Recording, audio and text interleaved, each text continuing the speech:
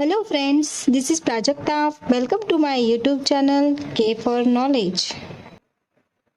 आज हम इस वीडियो में भारतीय संविधान की ऐतिहासिक पृष्ठभूमि के बारे में देखने जा रहे हैं। हमें देखेंगे कि ईस्ट इंडिया कंपनी और ब्रिटिश ने धीरे धीरे भारतीय शासन व्यवस्था की रूपरेखा तैयार की ताकि भारतीय प्रशासकों को स्वतंत्रता के बाद उनके संस्करण को बदलने और लाने में सक्षम बनाया जा सके।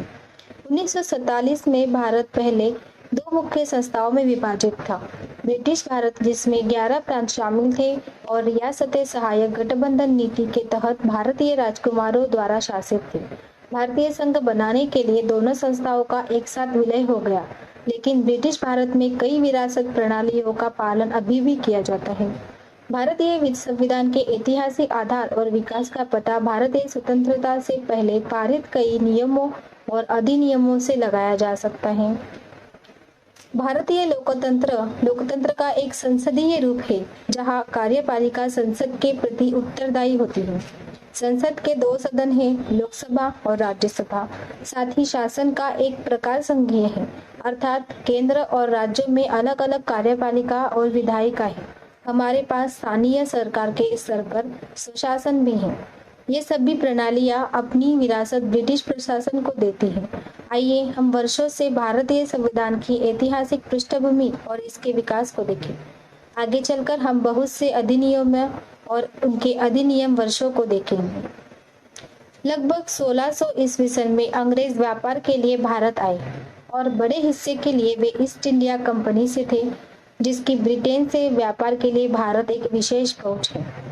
ईस्ट इंडिया कंपनी की स्थापना वर्ष 1600 में दक्षिण एशिया और दक्षिण पूर्व एशिया के साथ व्यापार को राजी करने के लिए की गई थी, लेकिन ईस्ट इंडिया कंपनी ने मुख्य रूप से भारतीय उपमहाद्वीप और चीन में कारोबार किया।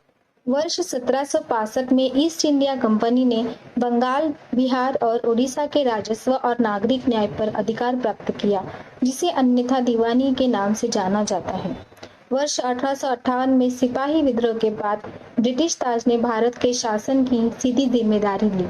यह शासन 1947 में भारत को स्वतंत्रता मिलने तक जारी रहा। अब हम यह पता लगाएंगे कि 1600 और 1947 के बीच एक एक करके क्या क्या हुआ था। इसमें सबसे पहला अधिनियम है 1773 का विनिमय अधिनियम। इन दो कृत्यों ने केंद्र शासित भारत की नींव रखी और पहली बार ईस्ट इंडिया कंपनी के राजनीतिक और प्रशासनिक कार्यों को मान्यता दी गई।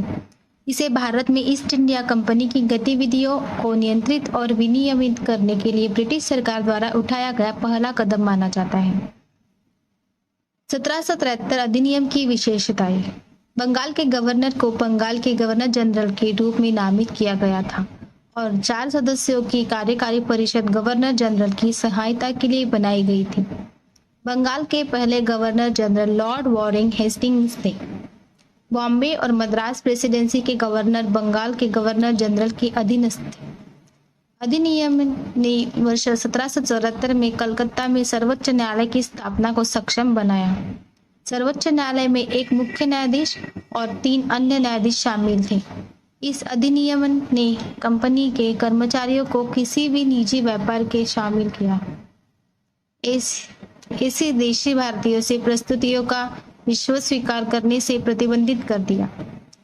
1773 के अधिनियम ने भारत में अपने राजस्व, नागरिक और सैन्य मामलों पर अदालत से निदेशकों को रिपोर्ट करने के लिए आवश्यकता के द्वारा कंपनी पर ब्रिटिश सरकार के नियंत्रण को मजबूत किया। 1781 का समझौता अधिनियम 1773 अधिनियम के दोषों को सुधारने के लिए ब्रिटिश संसद द्वारा पारित किया गया। अब हम अगला अधिनियम देखेंगे, ईस्ट इंडिया अधिनियम 1784। ईस्ट इंडिया अधिनियम कंपनी के वाणिज्यिक और राजनीतिक कार्यों के बीच अंतर करता है। निदेशक मंडल को कंपनी के वाणिज्यिक मामलों के प्रतिबंधन की जिम्मेदारी सौंपी गई है। नियंत्रण बोर्ड को राजनीतिक मामलों की जिम्मेदारी सौंपी गई थी। इस प्रकार ईस्ट इंडिया अधिनियम ने दोहरी सरकार की स्थापना की। भारत में कंपनी क्षेत्र पहली बार भारत में ब्रिटिश आधिपत्य कहलाते थे।